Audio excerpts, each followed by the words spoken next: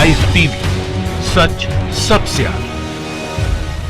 नमस्कार, आप the live TV देख रहे हैं और आपके साथ मैं हूं हर्षिता सिंह। तो मुंबई को लेकर कंगना का जो बयान है अब लगातार तूल पकड़ता जा रहा है। कल हमने खबर बताया था आपको, जहां कंगना रनौत ने ये कहा था कि मुंबई पाकिस्तान अधिकृत कश्मीर की तरह महसूस हो रहा है। कंगना ने महाराष्ट्र सत्तारूढ़ गठबंधन की जो तुलना है वो तालिबान से की थी, जिसमें महाराष्ट्र के गृह मंत्री अनिल देशमुख ने कहा कि अगर वो असुरक्षित महसूस करती हैं तो मुंबई में रहने का उनका कोई अधिकार नहीं है।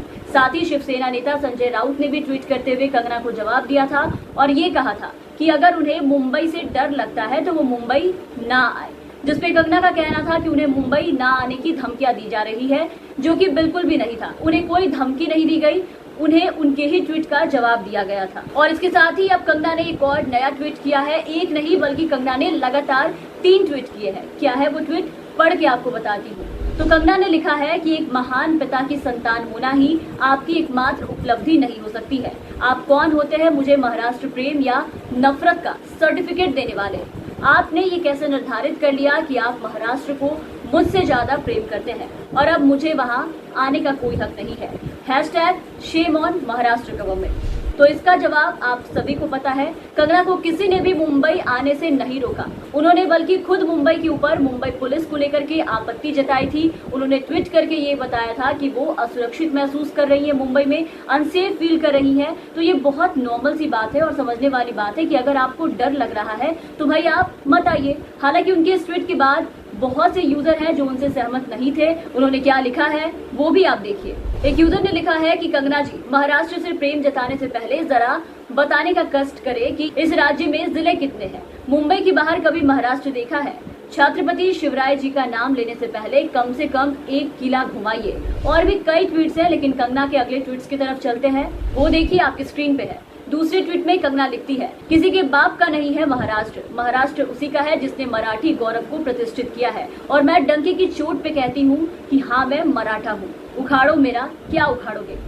तो चलिए, किसी के बाप का महाराष्ट्र तो नहीं है, लेकिन कंगना जो ये सारी बातें कर रही हैं, आप बताइए कि जिस शहर में कंगना रह रही है या जिस शहर में आप रहते हो, जहां कमाते हो, जिस शहर ने आपको क्या से क्या बना दिया, वो सब कुछ दिया जिसकी ख्वाहिश लेकर आप यहाँ आई थी, उसके बाद भी आप उसी शहर के लिए ऐसा कह रही हैं कि मैं वही अनसेफ महसूस कर रही हूँ, मुझे आने में डर लगता है, भरोसा नहीं है। तो ये वही बात हो गई कि आप जिस थाली में खाते हैं आप उसी थाली में छेद भी करते हैं। और जहां तक बात रही कंगना के इस ट्वीट की कि मुंबई किसी के बाप का नहीं है, तो वाकई मुंबई किसी के बाप का नहीं है। सभी लोग वहां अपने सपने लेकर आते हैं और उसे पूरा करते हैं और फिर यही बस भी जाते हैं। लेकिन कंगना जहां से आती है, हिमाचल से, क्या कंगना अपने प्लेस के बारे में बताएंगी कि वो किसके बाप का या फिर किसके दादाजी का है? क्योंकि आपको पता होगा वहाँ बाहरी आदमी जल्दी अपनी जमीन नहीं खरीद सकता। भारत के दूसरे हिस्से का कोई भी व्यक्ति जो है वो हिमाचल में जाके जमीन नहीं खरीद सकते हैं। तो इसका जवाब क्या कंगना रनावत देंगी लोगों को?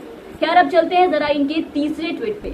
वहां कंगना लिखती है कि इनकी औकात नहीं है इंडस्ट्री के 100 सालों में भी फिल्म मराठा प्राइड पे बनाई हो।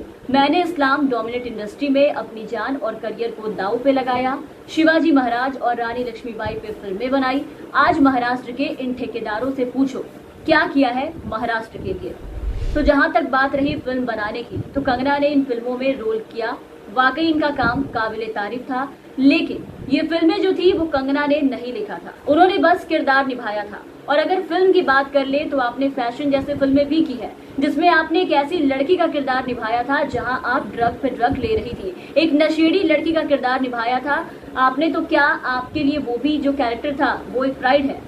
खैर, इस पे भी एक यूजर ने जबरदस्त रिप्लाई दिया है कंगना रनावत को, और रिप्लाई करते हुए ये लिखा है कि तुमने तो नशेड़ियों के भी गौरव को प्रतिष्ठित किया है, तो क्या डंके की चोट पर कहो कि तुम नशेड़ी हो? बाकी उखाड़ने के लिए क्या है तुम्हारे पास वो भी बता दो।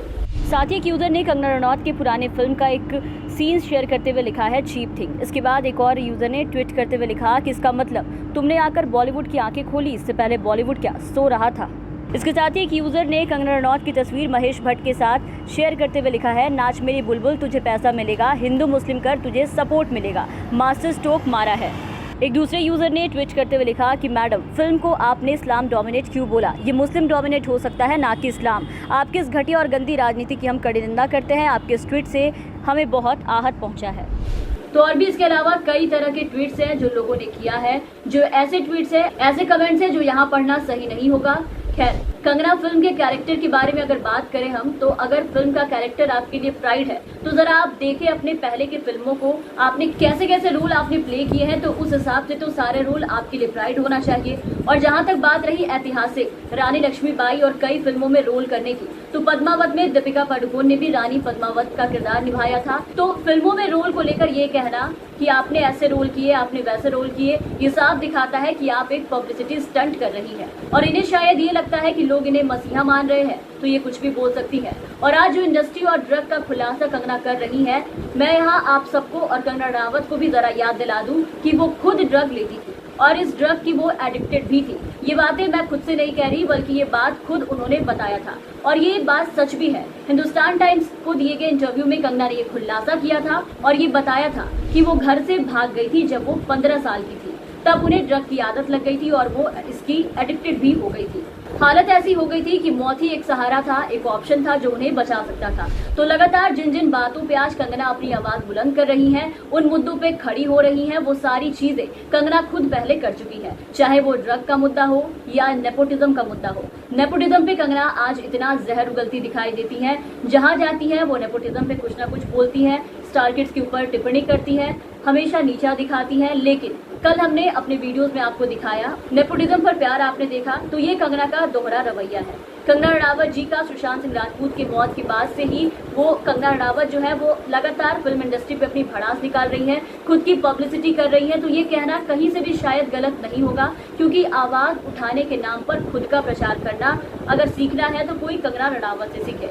तो फिलहाल के लिए इतना ही। अगर आप सहमत हैं हमारे बातों से तो वीडियो को आगे बढ़ाएं, चैनल को हमारे सब्सक्राइब करें, साथ ही हमारे दूसरे चैनल देव टीवी को भी सब्सक्राइब करें। लिंक आप जाके डिस्क्रिप्शन बॉक्स में देख सकते हैं। लाइव टीवी, सच सबसे आगे।